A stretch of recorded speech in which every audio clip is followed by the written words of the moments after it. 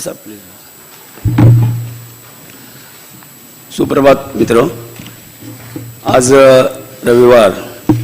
आज आपल्या इथे 2 व्याख्यानं राष्ट्रकुल संसदीय मंडळ महाराष्ट्र शाखेतर्फे 49व्या संसदीय अभ्यासवर्गामध्ये आपण इथे आयोजित केलेले आहेत. त्यापैकी पहिलं पुष्प गुंफण्यासाठी आमचे आदरणीय माननीय प्रधान सचिव राजेंद्र भागवत साहेब या ठिकाणी इथे हजर झालेले आहेत. कृपया आपण त्यांचं टाळ्याच्या गजरात स्वागत करू.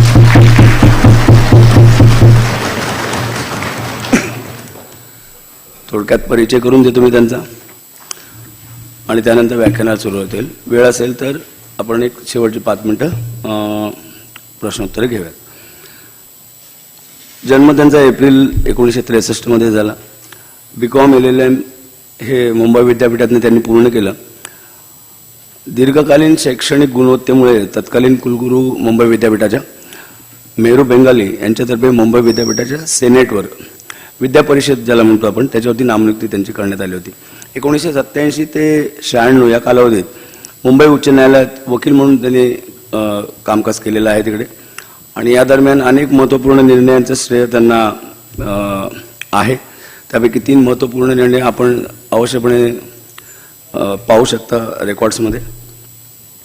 महाराष्ट्र लोकसेवा आयोगातर्फे महाराष्ट्र शासनाच्या विधी व न्याय विभागाच्या विधिविधान शाखेचे सहाय्यक प्रारूपकार तथा अवर सचिव या पदावर त्यांनी सेवा प्रवेश केला. ड्राफ्टर ज्याला म्हणतो म्हणजे ड्राफ्ट करणारे असं जे बिल्स वगैरे असतात तर ते अतिशय किचकट क्लिष्ट असं तो एक आहे. सहजासहजी म्हणजे सामान्य माणसाला न समजेल अशा याच्या भाषेत असतो. त्याचं कारण आहे तुम्हाला मी सांगतो 2 मिनिटं. तर उपप्रारूपकार तथा उपसचिव पदावरती तदनंतर प्रारूपकार तथा सहआयुक्त पदावरती पदोन्नती होत गेल्या त्यांच्या. त्यानंतर सचिव विधिविधान लेजिस्लेशन या पदावर त्यांची नियुक्ती झाली. संसदीय कामकाज विभाग जो अत्यंत महत्त्वाचा आहे परंतु त्याचं महत्त्व फक्त तिथे काम केल्यानंतर किंवा आपण आता सभागृहात भेटी देतात तर त्या विभागाचं महत्त्व तुम्हाला coordination between the 2 houses and सगळं जे फ्लोअर मॅनेजमेंट वगैरे तत्सम ज्या गोष्टी आहेत त्या सगळ्या त्याच्यात बिहाइंड द कर्टन त्याचं काम चालत असल्यामुळे तेवढं आपल्याला लगेच लक्षात येत नाही त्या गोष्टी. तर त्याचा अतिरिक्त पदाचा त्यांच्याकडे कार्यभार होता. त्यानंतर 2019 मध्ये भागवतसाहेब आपल्या महाराष्ट्र विधानमंडळात इकडे आले आणि त्यांना सुरुवातीला सचिव कार्यभार होते. आता ते प्रधान सचिव आहेत. ते विविध परिषदांमध्ये आणि कॉन्फरन्सेस आणि चर्चासत्रांमध्ये त्यांचा नेहमी सहभाग असतो. आम्हाला त्यांचं उत्तम मार्गदर्शन असतं. कधीही जा किती कामात असू द्या परंतु त्याच्यामध्ये तोडगा हमखास निघणार ही आम्हाला खात्री असते. मध्यंतरी आसाम राज्यामध्ये 8वी राष्ट्रकुल संसदीय परिषद झाली होती CPA कॉन्फरन्स. त्याच्यामध्ये सुद्धा ते सहभागी झाले होते. राष्ट्रकुल संसदीय मंडळातर्फे परदेश दौरे अभ्यास आयोजित करण्यात येतात मान्य सदस्यांसाठी. आता ऑक्टोबर 22 मध्ये स्कॉटलंड आणि युनायटेड किंगडम या देशांचा इथे अभ्यास दौरा केला होता आणि तिथे ज्या बैठका वगैरे झाल्या मीटिंग्स वगैरे झाल्या त्याच्यामध्ये त्यांनी अतिशय उत्कृष्ट असा सहभाग त्यांनी नोंदवला होता. त्याची दखल सगळ्यांनीच घेतली. UK पार्लमेंटच्या सोबत जे तिथले अधिकारी होते त्यांच्याबरोबर सुद्धा त्यांनी चर्चा वगैरे करून काही निर्णयांची देवाणघेवाण केलेली आहे तिकडे. हे मला विशेषत्वाने इथे नमूद करावं असं वाटतं. त्यानंतर 80वी अखिल भारतीय जी PO कॉन्फरन्स दरवर्षी एक PO कॉन्फरन्स होते. आपल्या भारतातल्या सर्व पीठासीन अधिकारी आहेत त्यांचे एक कॉन्फरन्स होते. त्याला PO कॉन्फरन्स म्हणतो आपण, पीठासीन अधिकारी परिषद दरवर्षी होते. तशी 80वी परिषद केवाडियाला झाली होती गुजरात राज्यामध्ये नोव्हेंबर 20 मध्ये. त्याच्यामध्ये त्यांनी सहभाग नोंदवला होता. 81वी PO कॉन्फरन्स जी झाली होती व्हर्च्युअल झाली होती. त्याच्यामध्ये पण ती शिमल्याला झाली होती हिमाचल प्रदेशमध्ये. त्याच्याही मध्ये त्यांनी सहभाग नोंदवला. आणि आत्ता नोव्हेंबर 21 मध्ये 82वी PO कॉन्फरन्स जी झाली होती पीठासीन अधिकारी परिषद त्याच्यामध्ये सुद्धा त्यांनी सहभाग हे नोंदवला होता आणि आपलं म्हणणं तिथे मांडलं होतं. त्याच्या पीठासीन अधिकारी कॉन्फरन्स बरोबर सेक्रेटरी कॉन्फरन्स सुद्धा असते. त्याच्यामध्ये सुद्धा त्यांचं मोठं योगदान आहे. आमच्या सरांना मोजके परंतु अत्यंत चांगले ज्याला म्हणू शकतो आपण ज्याला की कौतुक करावं असे छंद आहे. वाचन, लेखन, संगीत आणि संसदीय कार्यप्रणालीचे एकंदरीत कार्य कसं चालतं किंवा प्रथा परंपरा आहेत त्याविषयी सतत अभ्यास करत राहणं आणि सतत बिझी राहणं असे त्यांचे एकंदरीत व्यक्तिमत्व आहे. आजही आपल्याला वेळ काढून ती द्याल. आज रविवार आहे, काल आपण तिकडे व्हिजिटला गेलो होतो, परंतु कालही दिवसभर बैठकांचा सिलसिला इथे या ऑफिसमध्ये चालू होता. आजही आता हे लेक्चर हे व्याख्यान संपल्यानंतर बैठका सतत सुरूच आहेत. त्या द्वैवार्षिक निवडणुका होतात किंवा राष्ट्रपतींची निवडणूक असेल, विधान परिषदेच्या निवडणुका असतील, त्याच्यामध्ये निवडणूक निर्णय अधिकारी म्हणून सुद्धा त्यांनी अतिशय मोलाचं काम केलेलं आहे. कारण अतिशय महत्त्वाचं आणि अत्यंत जबाबदार असं ते पद आहे. त्यावेळेला ते EC म्हणजे इलेक्शन कमिशनकडून त्यांचं सगळं कंट्रोलिंग केलं जातं आणि त्यांनी ते काम छानपैकी केलेलं आहे. काही बाका प्रसंगसुद्धा उभे राहिले होते, तर त्याच्यातनं सुद्धा सोडवणूक त्यांनी फार उत्तम प्रकारे केलेली आहे. अतिशय बिझी असणारे आणि आम्हाला नेहमी सहकार्य करणारे, मदत करणारे असे आमचे आदरणीय प्रधान सचिव साहेब यांचं मी राष्ट्रकुल संसदीय मंडळ आणि माननीय पीठसेना अधिकारी यांच्या वतीने पुष्पगुच्छ देऊन स्वागत करतो.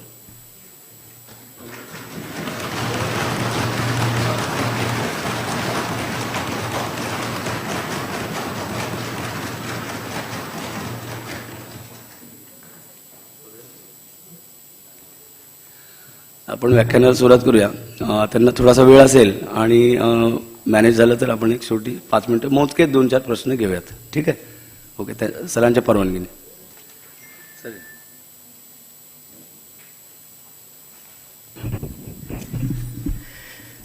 नमस्कार, सुप्रभात. राष्ट्रकुल संसदीय मंडळाच्या 49व्या अभ्यास सत्रात आजचा हा 5वा भाग आहे. मंगळवारपासून आपण सुरुवात केली, आज रविवार आहे. कालचा आपला अभ्यास दौरा होता आणि त्यानंतर आज आपण व्याख्यानासाठी जमलेलो आहोत. मला नेमून दिलेला विषय असा आहे की कार्यपालिका आणि न्यायपालिका यांच्यातले परस्पर संबंध. खरं तर मी याच्याबद्दल बोलण्यापेक्षा मला तुमच्याकडून जास्त प्रश्न अपेक्षित आहेत. त्यांनी झोरे साहेबांनी जे सांगितलं 5 मिनिटं, मी 15 ते 20 मिनिटं अपेक्षा करतो. कारण असं आहे की आपल्या घटनाकारांनी कार्यपालिका, न्यायपालिका आणि विधी मंडळ या तिन्ही अंगभूत घटकामध्ये मी थोडंसं कधी कधी इंग्रजी बोलेन, कृपया क्षमा असावी. कामाची भारताच्या संघराज्याच्या कामाच्या दृष्टीने विभागणी केलेली आहे. एकतर आपण सर्वजण जाणता की भारतीय संघराज्य यामध्ये केंद्र सरकार आणि राज्य सरकार हे दोन्हीही वेगवेगळे आहेत. केंद्र सरकारमध्ये काही विषय भारताच्या 7व्या घटनेच्या 7व्या अनुसूचीमध्ये केंद्र सूची म्हणून जे नमूद केलेले आहेत त्या बाबतीत केंद्र सरकारला विशेषाधिकार आहेत. राज्यसूची 7व्या अनुसूचीची राज्यसूची यामध्ये राज्य सरकारच्या बाबतीत अधिकार नमूद केलेले आहेत. आणि या व्यतिरिक्त समावर्ती सूची ही भाग आहे, कन्करंट लिस्ट. यामध्ये केंद्र शासन आणि राज्य शासन या दोघांचेही अधिकार असतात. प्रश्न असा होतो की समावर्ती सूचीमध्ये जर केंद्र आणि राज्य शासन या दोघांचे अधिकार असतील तर यामधले परस्पर संबंध कसे असू शकतील.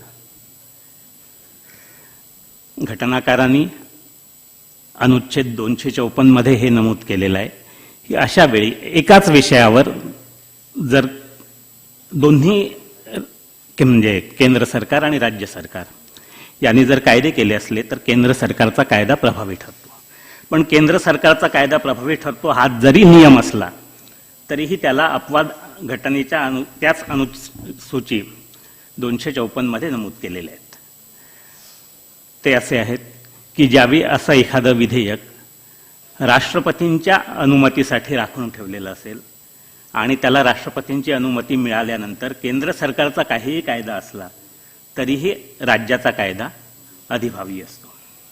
म्हणजे केंद्र सरकारचा कायदा जरी असला तरीही राज्य सरकारचा कायदा परिणामकारक असतो. केंद्र सरकारच्या कायद्याच्या तरतुदी त्या बाबतीत निष्प्रभ ठरतात.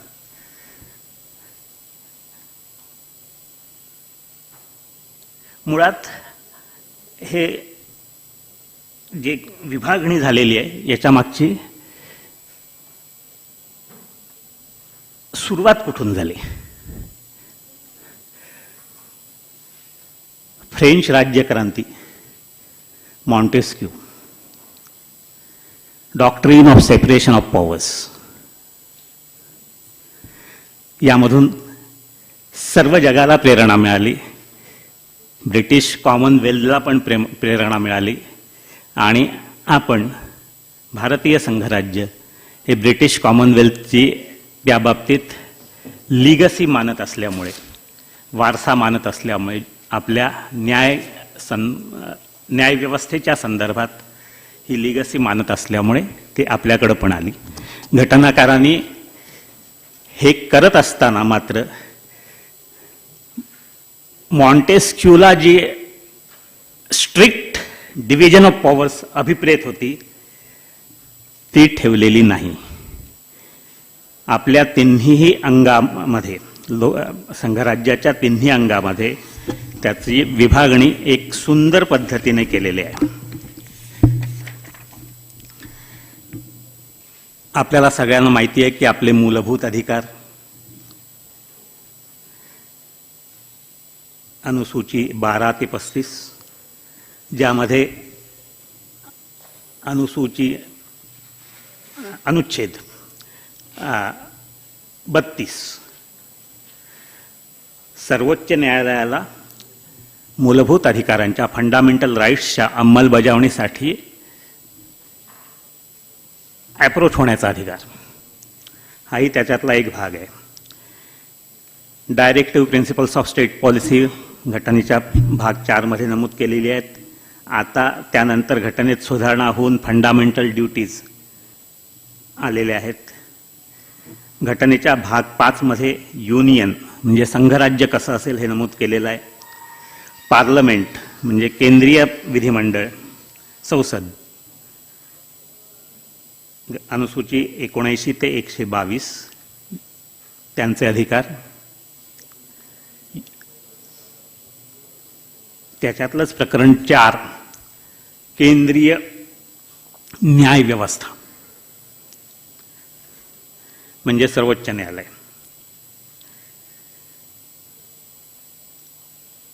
सर्वोच्च न्यायालयाचे अधिकार, सर्वोच्च न्यायालयाची, ज्याला कॉन्स्टिट्यूशन म्हणतो, number of strengths, the powers of the chief justice, the control of Supreme Court to issue directions, issue writs, Article 142, law declared by the Supreme Court to be binding on all authorities, Article 143, the all executive to act to aid the union judiciary, that is Supreme Court. याचबरोबर states भाग 6 आहे, त्यामधला executive कार्यपालिका, अनुसूची 153 ते 167. आपण जिथं बसलोय ते राज्य विधानमंडळ, आर्टिकल 168 ते 212. उच्च न्यायालय, आर्टिकल 214 ते 231. जिल्हा न्यायालयासह इतर ज्याला आपण दुय्यम न्यायालय म्हणतो, आर्टिकल 233 257.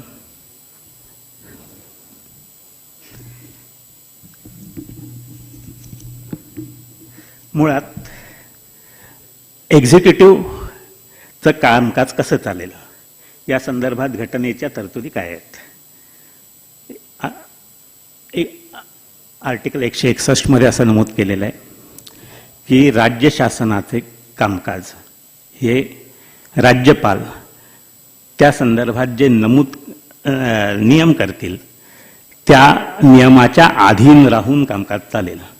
आज आपण त्या दृष्टीने महाराष्ट्र शासनाच्या कामकाजाचे नियम 1972 साली केलेले आहेत. त्यापूर्वीचेही होते, पण ते बदल करून 1972 साली नवीन आलेले आहेत.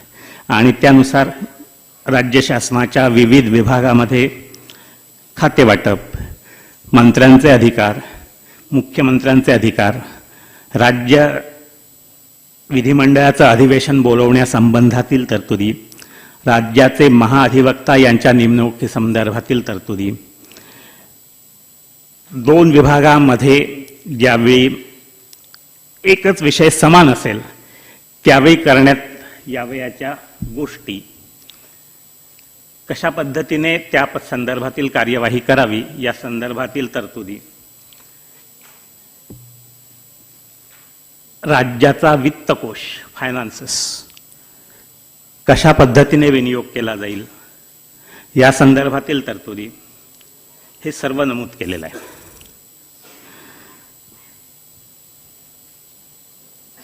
आपल्याला सर्वांना माहिती आहे, आता यापूर्वीच्या माझ्या वक्त्यांनी सांगितलेलं आहे की राजकोषातून, कन्सॉलिडेटेड फंडातून, म्हणजे ज्याला राज्याचा कोष म्हणतो, त्यातून राज्य विधिमंडळाने आपलं बजेट, ज्याला आपण विनियोजन विधेयक संमत केल्याशिवाय एक पैसा सुद्धा खर्च करता येत नाही. मग अशा वेळी परिस्थिती काय होते आपण सगळे अनुभवतो. अवकाळी, दुष्काळ, यावेळी पैसा कुठून मिळायचा? तर आकस्मिकता निधी हाही एक त्यातला भाग आहे. अर्थात आकस्मिकता निधी किती असावा आणि किती खर्च करावा या बाबतीतही बंधनं आहेत. काही लिखित आहेत, काही अनुस्यूत आहेत, इम्प्लाइड आहेत. आपल्या मनात आलं म्हणून आपण आकस्मिकता निधी कितीही खर्च करू शकत नाही. आपण म्हणजे शासन. कारण यामध्ये केलेला खर्च हा पुढच्या अधिवेशनात, म्हणजे विधिमंडळाच्या सत्रात विनियोजन विधेयकाद्वारे मांडावा लागतो. विनियोजन विधेयकाद्वारे त्याला अनुमती मिळाली तरच त्याचं कायद्यात रूपांतर होतं आणि त्या दृष्टीने तो मंजूर होतो. आपण कदाचित पाहत असाल की काही मदत जाहीर झालेली आहे पण प्रत्यक्षात पोचलेली नाही. त्याचं कारण हेच असतं की विनियोजन विधेयक संमत व्हायचं असतं आणि विनियोजन विधेयक संमत झाल्याशिवाय ते पैसे खर्च करण्यासाठी जो कार्यकारी असतो, जो एक्झिक्युटिव्ह असतो, त्याला अधिकार मिळत नाही. याचा अर्थ असा नव्हे की ते पैसे मिळणारच नसतात, कारण आपण ही कन्सेप्ट स्वीकारलेली आहे की राज्याचं मंत्रिमंडळ हे सामुदायिकरित्या विधानसभेला जबाबदार असेल. याचाच अर्थ जोपर्यंत राज्य विधानसभेचं त्याच्यावर विश्वास असेल तोपर्यंत ते कार्यरत राहील आणि ज्यावेळी ते मेजॉरिटीमध्ये असेल त्यावेळी तो कायदा पास करून घेतला जाईल याची खात्री असते. म्हणूनच विनियोजन विधेयक संमत होतं आणि विनियोजन विधेयक संमत झालं नाही तर त्या सरकारला तिथे राज्यावर राहण्याचा अधिकार नसतो. मी या पलीकडे आता म्हणजे हे एक्झिक्युटिव्हच्या बद्दल सांगितलं. Whether our constitution provides for control of the legislature or control of the executive,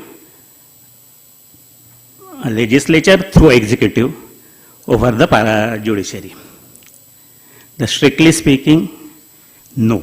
Our 3 organs are independent but are dependent and are interwoven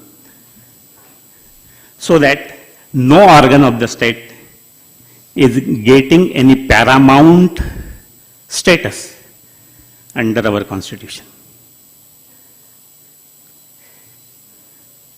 You may be knowing, even for executive, the conduct of elections is the basic job of an executive, fundamental duty of an executive. And if there are circumstances, probably you might have experience in your childhood days, or may not, I don't know. But there was Khalistan movement, the Kashmir. For years together, the executive was not able to conduct the elections in Punjab, in Kashmir, or even for Assam, some parts of Telangana at the time of Naxalite movement. Now it is not the case, but this is how the executive can also control. The substance of my submission is this, that the executive can also control the legislature, that the members of the public are not being represented in the House is also a control. The other aspect of control of the judiciary over the executive. The control of the judiciary is by way of examination as to whether the legislative power is exercised by the state government, whether the state is competent to have the legislative power. If yes, then to what extent? If not, to declare the law as ultra vires. Whether, not only that, the subordinate rules which have been exercised or framed by the executive are confined to the provisions of the law and also to the Constitution. That is also the power which is exercised by the superior judiciary, that is High Court and the Supreme Court, to control the executive. The other aspect of this is the power to issue contempt notice. If the executive to whom directions have been issued does not comply with the directions or fails to comply, the judiciary, the superior judiciary, that is High Court and the Supreme Court, has power to issue the notice of contempt and to set the things right by issuing the notice. The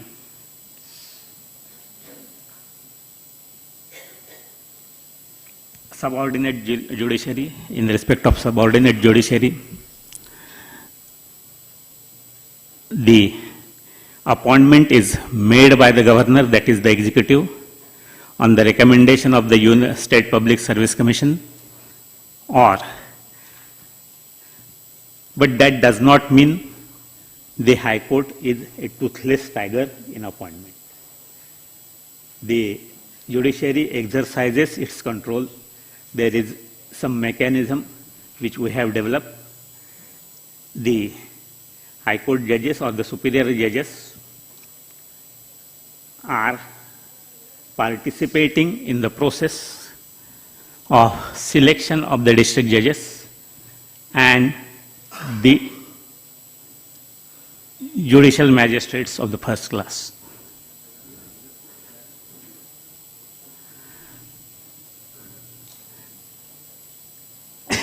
The nicety of the Constitution and which we have developed is the exercise of the judicial control over the executive. You might have been witnessing the coal scam or the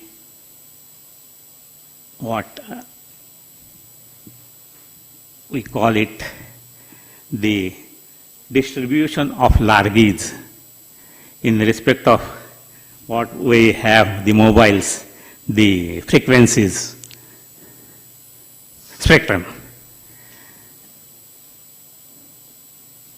The appointment of CAG and all those things. Why I am mentioning all those matters? In respect of the spectrum, the Supreme Court has held that it is not the individual property or the larges which can be distributed at the sweet will. It has to be exercised to ensure good of the public at large. In respect of CVC appointment, the judiciary has issued the directives to ensure that fairness in procedure is also maintained. Now we are witnessing those examination by the Supreme Court in respect of selection of the Election Commission. The matter is still sub judice, but the rationale which I want to explain is Supreme Court wanted to ensure that the procedure established for the selection of the Election Commission, though prerogative of the Union, was reasonable or not, and whether it was arbitrary to that extent, and to issue directives in that context. Not that the way the appointment may be held bad, but in future there may be the procedure which may be stipulated, how the powers for appointment can be exercised.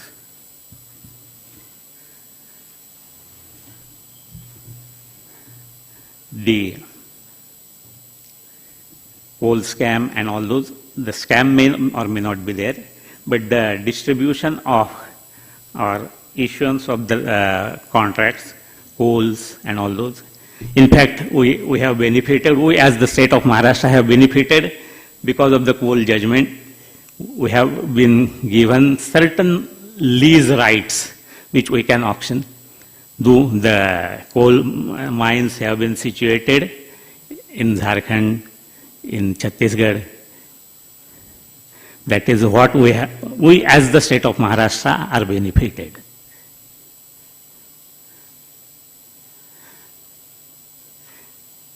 You may be witnessing there a large number of cases in your day-to-day life where the High Court and the Supreme Court has issued directives for implementation of the law. Of course, in Visakha case, I may say the Supreme Court has exceeded its jurisdiction when it prescribed the rules till the enactment of the law. Now the Parliament has enacted the law and it is a matter of academic importance only.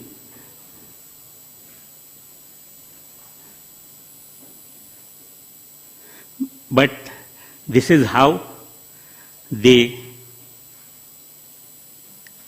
judiciary is exercising the control over the executive. The other aspect of the function is duty of the executive to assist the courts. I have already told you about the directions which the courts may issue. There are certain other aspects which are also required to assist the courts. You may be reading the news item. The Cabinet has cleared the proposal for constitution of some official courts now at Khed, Pune. The demand at establishment of a court at the birthplace or the native place, I may say native place, of Dr. Babasaheb Ambedkar. The provision for the staff for effective administration of justice by the court, that is the registrars, the stenos, the peons, provision for stationery, for recording the judgments, the provision for tape recording of evidence which we may find in the Family Courts Act, the provision for videography which the recording of production of the accused when the law and order question is there through video conferences. All these are the provisions which they are required to assist the court. Also, the provision for library for the judges to study the law, to study the judgments, ratios laid down by the Supreme Court and the High Court. This is also the assistance which is provided by the executive to the judiciary. The provision for vehicles, the provision for medical facilities. जज म्हणून काम करणं एवढं सोपं नाही. तुम्ही सगळ्यांच्या समोर बसून असता अखंड 5 तास आणि त्याचे शरीरावर काही घातक परिणाम पण होत असतात. त्यामुळे त्या बाबतीतही वैद्यकीय सुविधा ज्या काही पुरवणं आवश्यक आहे. कारण न्याय देणं हे सुद्धा राज्याचं काम आहे. राज्य म्हणजे राज्याचे तिन्ही घटक.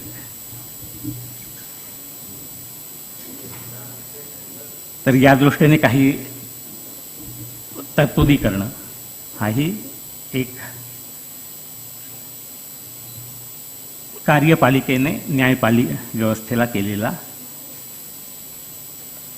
मदत म्हणा किंवा सहाय्य म्हणा असं काही म्हणता येईल. या सर्व गोष्टी यामध्ये अभिप्रेत आहेत. आपण सगळे राज्यशास्त्राचे विद्यार्थी आहात, त्यामुळे आपल्याला या गोष्टी लवकर समजून येतील. मला असं वाटतं की मी आता थिअरी बोललेलो आहे. आपल्याला पुढचा भाग जो आहे तो प्रात्यक्षिकाचा आहे आणि त्या बाबतीत आपल्याकडून प्रश्न अपेक्षित आहे. सुरुवात इथून होऊ दे, एक एक करत येऊ दे. युनिव्हर्सिटीचं नाव सांगा फक्त. आणि नमस्ते. शिवाजी विद्यापीठ कोल्हापूर. सर, माझा प्रश्न असा होता की संविधानिक निकायाच्या सर्वोच्च पदावरील व्यक्तीच्या नियुक्तीच्या बाबत कार्यपालिका आणि न्यायपालिका यांच्यात आता सतत वाद निर्माण होत आहेत. त्याबाबत न्यायपालिका असा सल्ला देते की एक मजबूत कॉलेजियम सिस्टीम प्रणाली विकसित करण्याची गरज आहे. सर, त्याबद्दल आपलं काय मत आहे? यामध्ये एकतर घटनेमध्ये अशा तरतुदी सुरुवातीपासून नव्हत्या. कॉलेजियम सिस्टीमच्या जजेस अपॉइंटमेंट केसमध्ये हे जरी असलं तरी घटनेचा तरतुदीचा अन्वयार्थ लावणं हे घटनेकारांनी सर्वोच्च न्यायालयाकडे नेमून दिलेलं काम आहे. या तरतुदींचा अन्वयार्थ लावत असताना जजेस अपॉइंटमेंट केस, फर्स्ट जजेस अपॉइंटमेंट केस, देर आर 2 जजेस अपॉइंटमेंट केस 1993च्या आसपास असं निदर्शनास आलं की न्यायाधीशांची किंवा जे आपण न्यायमूर्ती म्हणतो, मी न्यायमूर्ती या दुसऱ्या दृष्टीने म्हणतोय की जे उच्च न्यायालयात आणि सर्वोच्च न्यायालयात न्यायाधीश असतात ते, आणि बाकीचे आपले न्यायाधीश असतातच, पण विशेष करून उच्च न्यायालय आणि सर्वोच्च न्यायालयातले न्यायाधीश यांच्या संदर्भात नियुक्ती करत असताना वेगवेगळी राज्य एकतर टोलवाटोलवी करतात, राज्य आणि केंद्र सरकार दोन्ही हे टोलवाटोलवी करतात किंवा आपली माणसं तिथं कशी बसतील या दृष्टीने प्रयत्न करतात.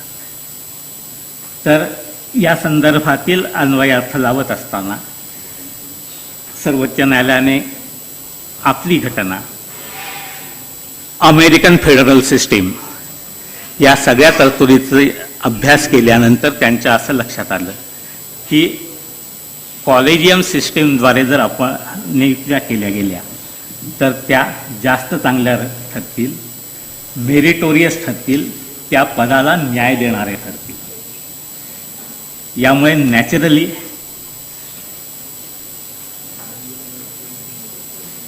कार्यपालिका आणि न्यायपालिका याच्यात एक संघर्ष निर्माण झाला, सुप्त संघर्ष निर्माण झाला की ही नियुक्ती करण्याचे जे त्यापूर्वीचे अधिकार कार्यपालिकेकडे होते ते आता न्यायपालिकेकडे गेले. यालाच पुढचा परिणाम म्हणून एक घटना दुरुस्ती झाली, ज्यामध्ये एक नॅशनल ज्युडिशियल कमिशन केलं गेलं. जे ज्युडिशियल कमिशन सर्वोच्च न्यायालय त्यातली सुधारणा ही सर्वोच्च न्यायालयाने घटनाबाह्य म्हणून डिक्लेअर केली, जाहीर केली आणि त्यामुळे कॉलेजियम सिस्टीम अजूनही चालू आहे. यातला जो नॅशनल ज्युडिशियल कमिशन हा एक भाग आहे, तो कसा मजबूत करता येतील हेही पाहणं आवश्यक राहील. आपण सर्वांनी कदाचित चिदंबरम साहेबांचं त्याबद्दलचा एक लेख वाचला असेल की त्यातल्या काही त्रुटी त्यांनी निदर्शनास आणल्या होत्या. नॅशनल ज्युडिशियल कमिशनचे सदस्य संख्या ही इव्हन होती आणि ज्यामुळे निर्णय प्रक्रियेत समसमान मत झाल्यास, इक्वल वोटिंग झाल्यास पुढं काय करावं याच्या संदर्भातल्या तरतुदी त्यामध्ये नमूद नव्हत्या. दुसरं की आज मी उच्च न्यायालयाचा न्यायमूर्ती म्हणून, सर्वोच्च न्यायालयाचा मुख्य न्यायमूर्ती म्हणून काम करत असताना माझ्यासमोर जे वकील लोक केस घेऊन येतात त्यांचा दर्जा, त्यांचं कायद्याचं ज्ञान हे नॅचरली माझ्या, म्हणजे मी मुख्य न्यायमूर्ती या भूमिकेतून सांगतोय की माझ्यासमोर फर्स्ट हँड इन्फॉर्मेशन असते आणि अशा बाबतीत त्या मताला थोडंसं प्राधान्य दिलं जाणं आवश्यक असतं, कारण ती फर्स्ट हँड इन्फॉर्मेशन असते. तर त्या बाबतीतल्या तरतुदी यामध्ये नव्हत्या आणि या मुद्द्यावर त्यांनी ती सुधारणा घटनाबाह्य ठरवली. आता आपला प्रयत्न असा असायला पाहिजे की हे करत असताना घटनेत मूळ जी तरतूद आहे कार्यपालिकेने नियुक्ती करण्याची ती कायम राहून त्या संदर्भातील न्यायपालिकेचे अनुभव हे आपल्याला कसे उपयुक्त ठरतील या बाबतीतला विचार करण्याची आवश्यकता. माझे पूर्ण नाव डोमेंद्र उमराव जामकाटे, मी डॉक्टर बाबासाहेब आंबेडकर मराठवाडा विद्यापीठ औरंगाबाद इथला विद्यार्थी आहे. माझा प्रश्न असा आहे की सर, बहुमतातील सरकारे इतर संस्था व सरकार यावर वर्चस्व का गाजवतात? कारण त्यांना बहुमत दिलेलं असतं. असं आहे की आपल्या घटनेतली किंवा एकंदरच कॉमनवेल्थ सिस्टीम मधला हा भाग आहे की मंत्रिमंडळ सामूहिकरित्या जबाबदार असेल आणि हे मंत्रिमंडळ कुठून येतं? लोकांकडून येतं. मग लोकांच्या इच्छेचा आदर नको का व्हायला?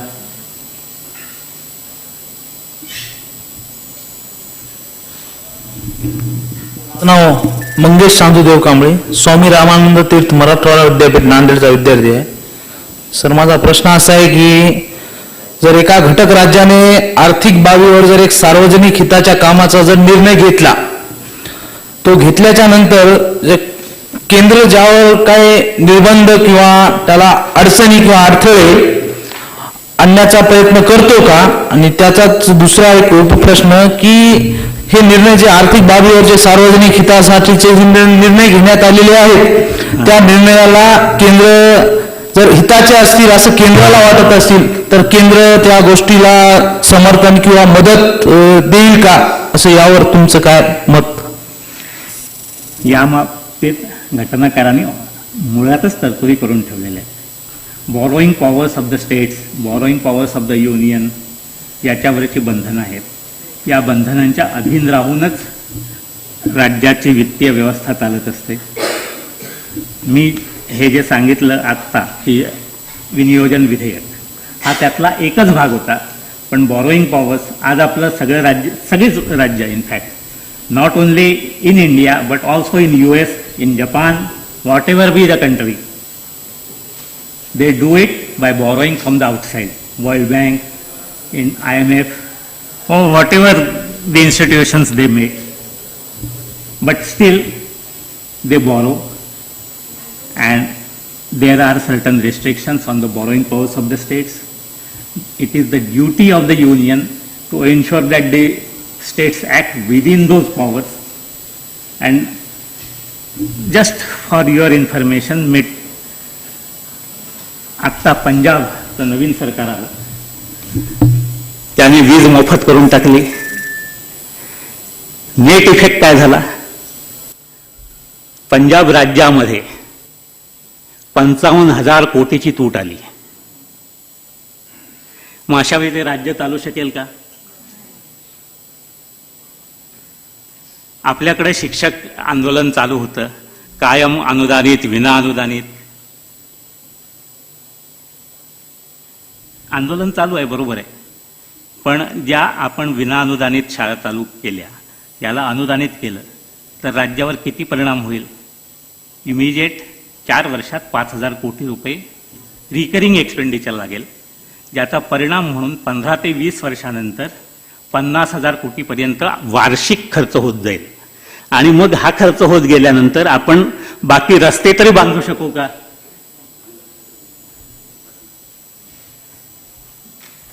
हा विचार आपल्याला करावाच लागतो. एक मिनिट जरा फक्त मी क्रमाने येतो का याच्या संदर्भात आहे. याच्या संदर्भात असेल तर सरळ विचार, काही अडचण नाही. पुढं मला वाटतं. नमस्ते सर. हां, नमस्कार. स्वामी रामानंद तीर्थ मराठवाडा विद्यापीठ नांदेड. माझा प्रश्न असा आहे की कायदे मंडळामुळे घटनात्मक संस्था धोक्यात येत आहे, यावर मत काय? उदाहरणार्थ न्याय संस्था, पद, निवडणूक आयोग. आपली घटना एवढी लेचीपेची नाही की कायदे मंडळामुळे घटनात्मक व्यवस्था धोक्यात येईल. प्रत्येकामध्ये चेक्स अँड बॅलन्सेस नमूद केलेले आहेत. त्याचा योग्य वेळी प्रत्येक घटनेचं जे अंग आहे, न्यायपालिका, कार्यपालिका आणि विधिमंडळ, हे तिन्ही आपापल्या पद्धतीने वापर करत असतात, ज्यामुळे आपला एखाद्या अंगाने दुसऱ्यावर अतिक्रमण करण्याची शक्यता फार कमी आहे. आणि ती असेल तरी सुद्धा ती लिमिटेड पिरियड पुरती असते, फार कायमस्वरूपी योजना नव्हे.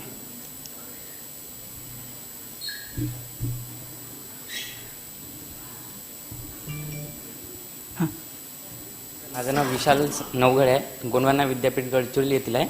माझा प्रश्न आहे सर की लोकशाहीचे 4 स्तंभ आहेत, कायदे मंडळ, कार्यकारी मंडळ, न्यायमंडळ आणि 4था स्तंभ media.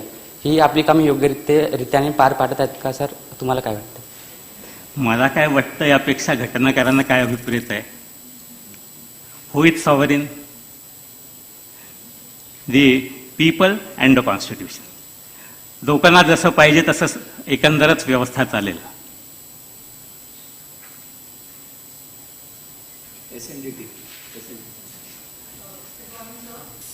I'm Saima Khan from SNDT Women's University, Mumbai. Namaste. My question is, as we know that there is a relationship between judiciary, executive and legislative, and sometimes it creates a functional overlap.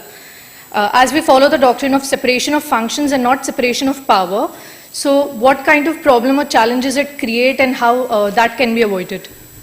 The problem regarding the control of the executive by either parliament or the judiciary, that is one thing. Whether the executive try to overreach the constitution and circumvent the constitution or the laws, that may be the challenge. I'm saying it in general perspective, not in individual case.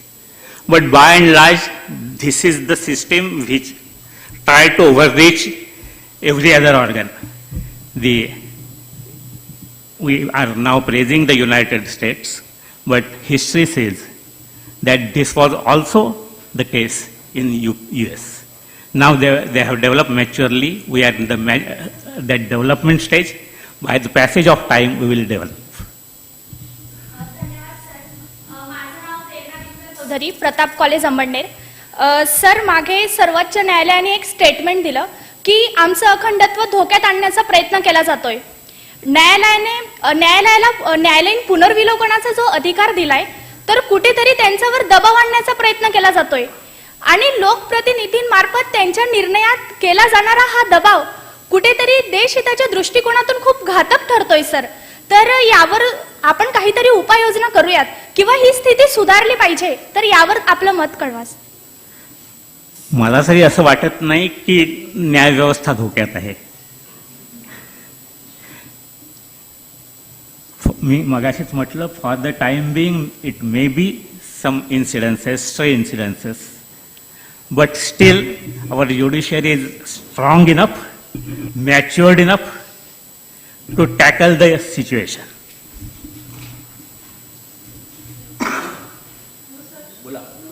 हां, माझे नाव सुस्मित केवळ तागडे. मी राष्ट्रसंत तुकडोजी महाराज नागपूर युनिव्हर्सिटीतून येथून आला आहे. Sir, माझा प्रश्न असा आहे की जर कार्यपालिका योग्य प्रमाणे जनतेच्या हितासाठी कार्य करू शकली नाही, तर सर्वसाधारण व्यक्ती त्यांच्या विरोधात न्यायालयात याचिका का टाकू शकत नाही? किंवा म्हणजे जर एखादा आमदार आपल्या स्थानिक मतदारसंघामध्ये योग्य प्रमाणात काम करत नसेल, तर त्यांच्या विरोधात आपण याचिका का नाही टाकू शकत? दोन ॲस्पेक्ट्स आहेत. काम करू शकत नाही का चुकीचं काम करतो.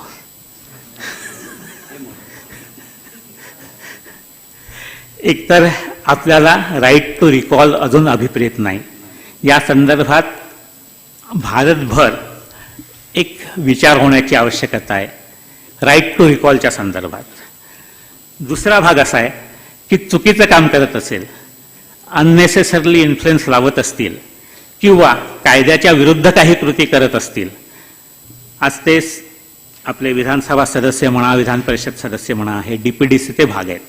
कायद्यातील तरतुदीच्या विरोधात जाऊन तिथं काही काम करत असतील तर त्या बाबतीत जरूर न्यायालयाला हस्तक्षेप करता येईल. या संदर्भात थोडंसं मला पर्सनली असं वाटतं की आपण किती ऍक्टिव्ह आहोत यावर सगळं अवलंबून आहे. आपण म्हणजे तुम्ही, मी, सगळेच.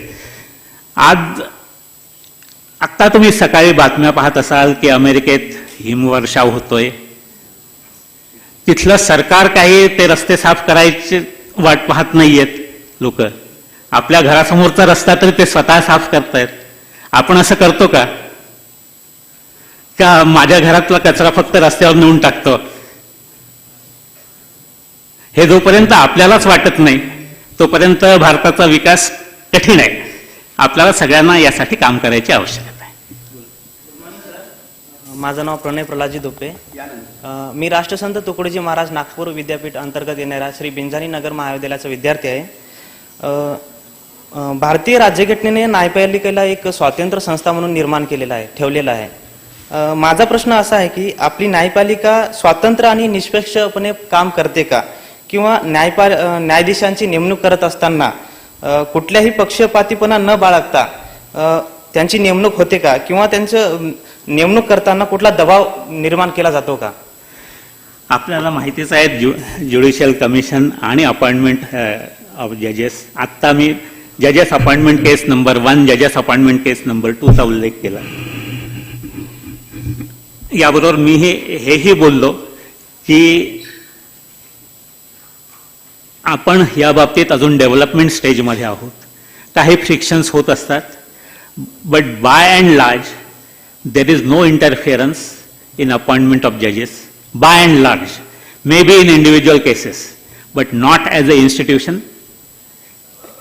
There were certain incidences when A.N. Ray, Justice Ajit Nath Ray, was given extraordinary elevation that happened 40 years ago. Now you might not be born in that time. We have developed within those 40 years. So that is not the question now. Hello, sir. I'm Meghna Dabde from Savitribai Phule Pune University. My question to you is, power to grant pardon, reprieve, remission of punishment or a sentence of any person convicted of any offence lies to executive. This clearly creates conflict between judiciary and executive. Is there any way to avoid it, particularly this aspect? What are your views on it? The duty of the state is to maintain law and order. How to maintain it is also a discretion of the state, that is executive.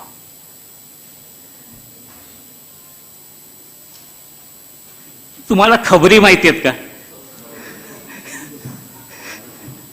हे खबरी काय करत असतात? पोलिसांना मदत करत असतात. पण त्याचा परिणाम असा होतो की मोठ्या गुन्ह्याची उकल ही पोलिसांना करणं शक्य होतं. आज जर आपण म्हणजे भारत असं नव्हे, कुठेही जगाच्या पाठीवर पूर्णपणे रिजिडली लॉ वापरू लागलो तर हे शक्य आहे का? मग काही गुन्हे उघडकीसच येणार नाहीत, काही गुन्ह्याचा तपासच होणार नाही. To grant pardon is also one aspect. आपण आता या आस्पेक्टवर आहोत की क्रिमिनलला, आरोपीला सुधारण्याची संधी द्यावी. तर हे करत असताना पार्डन म्हणजे त्याला माफी देऊन सुधारण्याची संधी दिली जाते. ज्याला काय म्हणतात आठवलं साहेब, आपलं reformative theory of in respect of criminals. त्यामुळे मला तरी असं वाटत नाही की पार्डन ग्रँट केल्यामुळे काही परिणाम होतात. ऑफकोर्स पार्डन ग्रँट करण्याच्या बाबतीतही सुप्रीम कोर्टने राजीव गांधीचे मारेकरी त्या बाबतीत खूप लक्ष घातलं होतं. त्या संदर्भातला लॉ सेटल होतोय. त्यामुळे आपण निश्चितपणे पुढे जाऊन विचार करू. So you talked about legislative and executives. So it's a very famous saying that India frames one of the world's best laws, but it's the implementation part which is the worst, or let's say not up to the mark. So my question is to you, sir. So is it the fault of the elected politicians or the selected administration, or the collective? It is the collective failure of both. So what is the main collective failure of both? The executive does not act according to law. माझं personal मत सांगतो. आज आपल्याला अनेकांना आपले शेजारी पाजारी liver transplantation, kidney transplantation हे खूप आपल्या आजूबाजूला होत असतंय, आपण पाहतोय. UK पण होत होतं. पूर्वीचा लॉ होता. आपल्याकडे पण किडनी ट्रान्सप्लांटेशनच्या संदर्भात 1949चा कायदा होता. आपण UKच्या बरोबरीने त्यापूर्वी UK 1969ला कायदा आणला गेला. याचा रिव्ह्यू आपल्याबरोबर 1988 केला गेला UK पण त्यानंतर 2 वर्षात त्यांना असं जाणवलं की या कायद्यात काहीच रोटी आहेत. त्यांनी लगेच 91 साली कायदा बदलला, 93 साली कायदा बदलला आणि 2004 साली पण बदलला. आपण मात्र अजून 1989 वर आहोत. आपला कायदा अजून परफेक्ट आहे का? की मेडिकल सायन्स जसं प्रोग्रेस होतंय त्या दृष्टीने आपण काही तो कायदा सुधारण्यासंदर्भातील विचार करतोय का? हा मुळात प्रश्न आहे. आणि करत असलो तर आपल्या लोकप्रतिनिधींना आपण तेवढा वेळ देतो का? हाही एक वेगळा प्रश्न आहे. तुम्ही आम्ही सगळेच की आपला फक्त पूल, रस्ते, गटार, शौचालय एवढा पुरता विषय असतो. त्यामुळे आपण सगळेच सामूहिकरित्या जबाबदार आहोत. Good morning, sir. Myself, Sapna Jadhav from SNDT University. My question is very general. As we know, judiciary plays a very important role in democratic setup like India. However, we can see that our court lacks with administration and judges. So what is, it leads to justice delayed, is justice denied somewhere? And what is your opinion and way forward to it? The way forward is appointment of judges. I also told you in my beginning remarks, the facilities for the appointment of judges, that is subordinate staff, which is essential for the functioning. Also, the machinery for the enforcement of the judicial system or judicial decisions, that are police, everything is covered.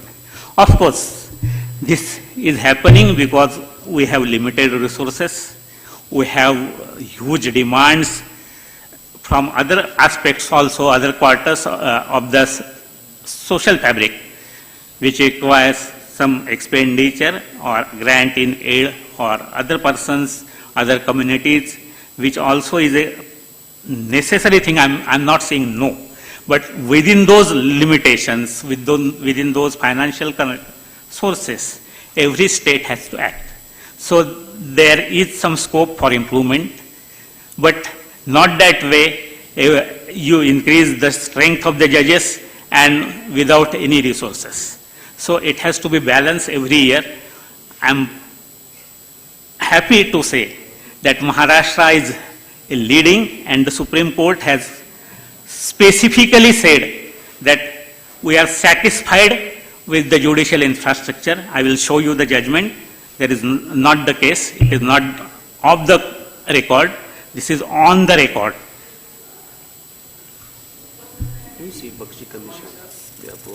My name is Abhishek Dhamapurkar. I'm a student of Mumbai University. My question was, in purview of the principle, the salient principle of partly rigid and partly flexible that is installed in our constitution, when there is a clash or gridlock between both, which then entails an invariable stalemate, how do you think, or what are the provisions for reconciliation of interest on common grounds, which would then lead to the smooth and effective functioning of these seminal institutions and render the furtherance of our democratic principles? My earlier वक्ते यांनी सांगितलंच आहे, debate, discuss. So it will develop by the passage of time. Debate and discussion. Debate must be healthy. Discussion will be to the point. And strictly within the law as well as the resources. Good morning sir. माझं नाव हरिओम. मी अमरावती विद्यापीठामधून आलो आहे.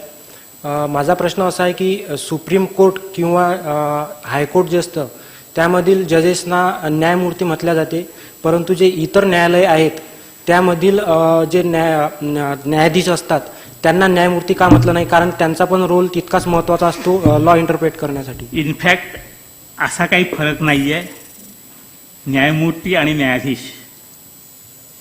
आपण थोडंफार British सिस्टीमने चालत आलो, जिथं House of Lords, superior court of appeal, Privy Council यामध्ये त्यांना जस्टिसेस म्हणत होते. आपण भारत स्वतंत्र झाल्यानंतर ती पद्धत बदलली नाही. घटनाकारांना फक्त जजेस अभिप्रेत आहेत, जस्टिस नाही, म्हणजे न्यायमूर्ती नाही. आपण हा बोलण्यातला फरक आहे. आपण हळूहळू तो ॲडॉप्ट करूया. इनफॅक्ट बार काउन्सिल ऑफ इंडियाने त्या बाबतीत हे म्हटलंय की माय लॉर्ड वगैरे म्हणण्याचं टाळा. हे कॉलोनियल पद्धत आहे. सर म्हणा पाहिजे तर. हे हळूहळू आपण आपापसात करू शकतो. विद्यापीठ जळगावचा विद्यार्थी. सर, प्रश्न असा आहे की कायदे मंडळाच्या कार्यात सिव्हिल सोसायटीचा व कार्यकारी मंडळाच्या कार्यात न्याय मंडळाचा हस्तक्षेप वाढताना दिसतोय. तर त्यामुळे काय होतंय की सत्ता विभाजनाच्या व सत्ता संतुलनाच्या तत्वाला धोका पोहोचताना आपल्याला दिसून येतोय, सत्ता विभाजन व सत्ता संतुलनासाठी. तर याकडे तुम्ही कसं पाहाल व त्याचं मार्गदर्शन आम्हाला करा. एकतर सिव्हिल सोसायटीच्या बाबतीत बोलतो. तुमच्या लोकप्रतिनिधींना जे काम करायचंय त्या बाबतीत मार्गदर्शन करणं ही सिव्हिल सोसायटीची जबाबदारी नाही का? किंवा त्यांना शेवटी लोकप्रतिनिधी हे लोकांचं प्रतिनिधित्व करत असल्यामुळे त्यांनी माझ्या मतदारसंघातल्या लोकांना जे काही अभिप्रेत आहे ते त्यांच्या कानावर घालणं अपेक्षितच आहे. त्यामुळे civil society by forming associations is also a fundamental right which is under our constitution. So it is but implied that our civil society will try to reach the representatives for redressal of their grievances, ensuring that they act within the spheres of the Constitution. That is but implied. So far as your second part, whether there is any encroachment or otherwise, we will try to confine ourselves within our limitations, we all. There will be no overreach. If we fail, then the other organ comes into picture. Hello sir, मी Aniket Dongre, RTMN university. माझा question असा आहे की sir, आपल्या देशात unique federalism आहे आपल्याला माहिती आहे. तर 7th शेड्यूल आपण डिस्कस केला, डिव्हिजन ऑफ पॉवर. तर आपल्याला आढळते की सेंट्रलकडे जास्त सब्जेक्ट आहेत आणि स्टेटकडे त्याच्या तुलनेत कमी आहेत. तर स्टेट जर का समजा स्टेटला अशा सेंट्रलच्या सब्जेक्टवर जर का कायदा करण्याची संधी मिळाली आणि स्टेट जर कॅपेबल सुद्धा असेल त्या विषयाबद्दल, तर ते तसं होऊ शकते का? मी या बाबतीत कन्करंट लिस्टचा उल्लेख केला, ज्या बाबतीत केंद्र आणि राज्य दोघांनाही अधिकार आहेत. राज्याचा जो कायदा करण्याचा अधिकार आहे तो केंद्र सरकारच्या अधिनियमाच्या अधीन राहू नये, पण त्यालाही अपवाद केलेला आहे. घटनाकारांनी तीही तरतूद करून ठेवलेली आहे. त्या तरतुदीचा वापर करणं हा आपल्यासाठी आवश्यक आहे. इनफॅक्ट आपण जे म्हणताय की बंगालमध्ये म्हणजे मी विशेषतः बंगाल किंवा तमिळनाडूचा अनुभव म्हणून सांगतो. आर्टिकल 254च्या जे परंतु काय प्रोव्हायझो याचा वापर करून त्यांनी राष्ट्रपतींची अनुमती न मिळवल्यामुळे अनेक वेळेला त्यांचे कायदे हे रद्दबातल ठरण्याचा योग आला. त्या राज्याची पण जबाबदारी आहे की आपला कायदा कसा टिकून राहील हे बघायचे.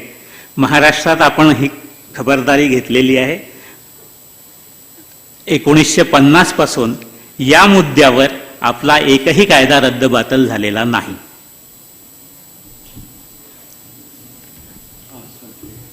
Good morning, sir. My name is Pratiksha Madik and I'm a student of Mumbai University. So my question is, the debate of judicial activism is often focuses on what the court did without an adequate discussion on why the court intervened. So sir, what are your views on this? Judicial activism is the common phrase which is now being used. But how the judiciary acts, that has to be looked into. The judiciary acts through its judgments. Whether the judgments are recording what they say during the course of their debate. आपणही इथे पाहतो विधानसभेमध्ये, विधान परिषदेमध्ये अनेक वेळेला आपले लोकप्रतिनिधी वेगवेगळ्या मुद्द्यावर त्यांचं मत व्यक्त करतात, जे अनेक वेळेला कॉन्ट्राडिक्टरी असतं, खूपच विरोधाभासात्मक असतं. पण प्रत्यक्षात त्याचा जो नेट इफेक्ट असतो हा विरोधाभासात्मक असतो का? ज्युडिशियल ॲक्टिव्हिजम आज माझ्यासमोर केस असताना मी जे भाष्य करतो ते माझ्या जजमेंटमध्ये उतरतं का हे पाहणं महत्त्वाचं आहे. माझ्या मते आजही असं होत नाही. थोडंफार त्या मुवमेंटला काही कॉमेंट्स केल्या जातात ज्या जजमेंटचा भाग असत नाही. शेवटचा प्रश्न. हॅलो सर, मी वैभव जाटार, सावित्रीबाई प्लीज रिपीट. वैभव जाटार, मी सावित्रीबाई फुले पुणे विद्यापीठाचा विद्यार्थी. सर, माझा प्रश्न न्यायपालिकेवर आहे की ज्यावेळी घटनात्मक पेच तयार होतो त्यावेळी सर्वोच्च न्यायालय हा मूलभूत संरचनेला आधार ठेवून निर्णय घेतो. तर त्यामध्ये योग्य वेळ, प्रसंग, घटना या बाबींचा यथोचित विचार असतो. काही काळापूर्वीच UK घटनात्मक पेच तयार झाला, तर त्यावेळेस तिथल्या न्यायालयाने 3 दिवसामध्ये 11 जणांचं खंडपीठ बसून त्याबाबत जलद निर्णय घेतला होता. तर मग याच धर्तीवर असा प्रश्न आहे की घटनात्मक पेचांवर जलद निर्णय घेणे आवश्यक असताना यात विलंब होणे हा एकूणच राजकीय व्यवस्थेवर परिणाम करताना दिसतो. जसं की उदाहरणार्थ म्हणजे महाराष्ट्र शासनाबाबत जो काही निर्णय घ्यायचा आहे, तर यात विलंब होणे हे कुठेतरी एका बाजूला राजकीय याचे परिणाम निश्चितपणे होणार आहेत. तर मग या संपूर्ण प्रक्रियेमध्ये कशाबाबत सुधारणा करता येतील हे तुमच्याबद्दल जाणून घ्यायचे. थँक्यू. एकतर मी मगाशीच सांगितलं की हीच परिस्थिती आज जरी मॅच्युअर्ड डेमोक्रेसी दिसत असली US, तरी 1849, 1850, 1876 या कालावधीत 1890, 1908 या कालावधीत US मध्ये पण होती. ती लोक डेव्हलप होत गेली. आपण 1950 पासून पहिलं पाऊल टाकलंय. आज 70 वर्ष होतंय. आपणही डेव्हलप होतोय. आपला लॉ खूप डेव्हलप झालेला आहे.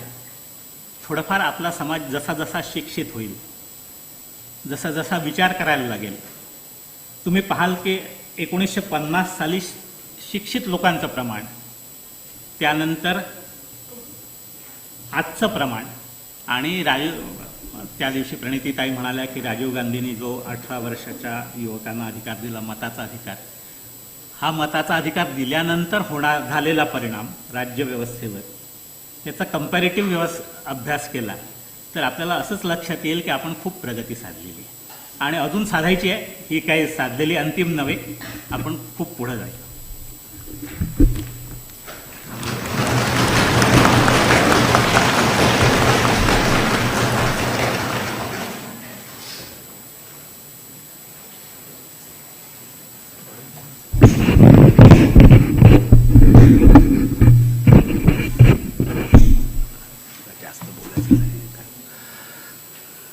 धन्यवाद सर. खरं म्हणजे विषयाचा आवाका एवढा मोठा आहे की एवढ्या कमी वेळात आणि एवढं त्याला अख्खा दिवस सुद्धा कमी पडेल. व्यक्तिगत शंका असले तर कधी भेटू शकतात, त्याचं काही हो सर. नाही. आपली इथली लिमिटेशन्स आहेत, हो. म्हणून आता थांबलो. हां, जसं सरांनी सांगितलं की आता इथे सभागृहात, कारण आपल्याला एक वेळ नेमून दिलेला आहे, त्यातूनही त्यांनी बऱ्याच आपल्या विद्यार्थ्यांच्या सगळ्यात जवळपास शंका दूर केलेल्या आहेत आणि ज्ञानात निश्चितपणे आपल्या भर पडली असेल असं मला ठामपणे खात्री वाटते. जेव्हा आता दोन्ही सभागृहात सुरू असतात, परंतु थोडा थोडा मध्ये त्यांना वेळ असेल तर त्यावेळेला आपण स्वतः त्यांना त्यांचे जे सहकारी असतात त्यांच्या कार्यालयामध्ये संपर्क साधून त्यांच्याबरोबर हे करू शकता. आपण त्यांना वेळ मिळाला त्यांच्याकडे विस्तृतपणे चर्चा करू शकता किंवा आपल्या वरच्या सभागृहामध्ये CP हॉलमध्ये आपण वाटल्यास 1-2 दिवसामध्ये त्यांना वेळ असेल तर आपण थोडंसं तिथेही एखादं व्याख्यान तिथे आयोजित करू शकतो किंवा आपण अनौपचारिक त्यांना बोलू शकतो वगैरे. तर आपण तसं करा. धन्यवाद सर की आपण इथे फार छान विवेचन केलं आणि विषय जरी क्लिष्ट थोडासा कठीण वाटत असला तरी अतिशय सोप्या शब्दात आणि हे सगळं मांडणी केलीत आणि ज्यांना अजिबातच या विषयात काही समजा ठाऊक नव्हतं त्यांना सुद्धा आपण ते ज्ञानामृत पाजलेलं आहे. त्याबद्दल धन्यवाद सर. आता मी संत गाडगेबाबा अमरावती विद्यापीठ अमरावती यांचे श्री दत्तात्रय गाढवे यांना विनंती करतो की कृपया त्यांनी आभार प्रदर्शन करावं. सर, माझं नाव दत्तात्रय गीता पंढरी गाडवे. मी शिवाजी कॉलेज चिखलीचा विद्यार्थी असून संत गाडगेबाबा अमरावती विद्यापीठ अमरावतीचा विद्यार्थी म्हणून या ठिकाणी उपस्थित आहे. आजच्या आपल्या 49व्या राष्ट्रकुल संसदीय मंडळ व संसदीय अभ्यासवर्गच्या औपचारिक सत्रात कार्यपालिका व न्यायपालिका यांच्यातील परस्पर संबंध या अत्यंत महत्त्वपूर्ण विषयावर प्रमुख वक्ते म्हणून आदरणीय राजेंद्र भागवत सर, प्रधान सचिव, महाराष्ट्र विधानमंडळ सचिवालयचे प्रमुख वक्ते म्हणून लाभले हे आम्ही सर्व विद्यार्थी भाग्य समजतो. लोकशाहीच्या 4 आधारस्तंभापैकी न्यायपालिका आणि कार्यपालिका यांच्यातील जे संबंध आहे अतिशय विस्तृत अशा पद्धतीने आम्हाला समजून सांगितलं. तसेच आम्हा सर्व विद्यार्थ्यांच्या विविध प्रश्नांची अत्यंत विस्तृतपणे आम्हाला माहिती दिली. त्याबद्दल मी सर्व विद्यापीठांच्या वतीने आपले आभार मानतो. अत्यंत व्यस्त वेळेतून वेळ काढून अतिशय विस्तृत माहिती दिली त्याबद्दल त्यांचे पुनश्च आभार मानतो. विधान परिषद सभागृहातील सर्व स्टाफने आम्हाला जे सहकार्य केलं त्यांचेसुद्धा आम्ही प्रत्यक्ष जे सहकार्य केलं त्याचंसुद्धा आम्ही आभार मानतो. राष्ट्रकुल संसदीय मंडळाचे अवर सचिव आदरणीय सुनीलजी झोरे साहेब यांनी संत गाडगेबाबा अमरावती विद्यापीठ अमरावतीला आभार प्रदर्शन करण्याची जी संधी दिली त्याबद्दल सुद्धा त्यांचा आभार मानतो आणि धन्यवाद.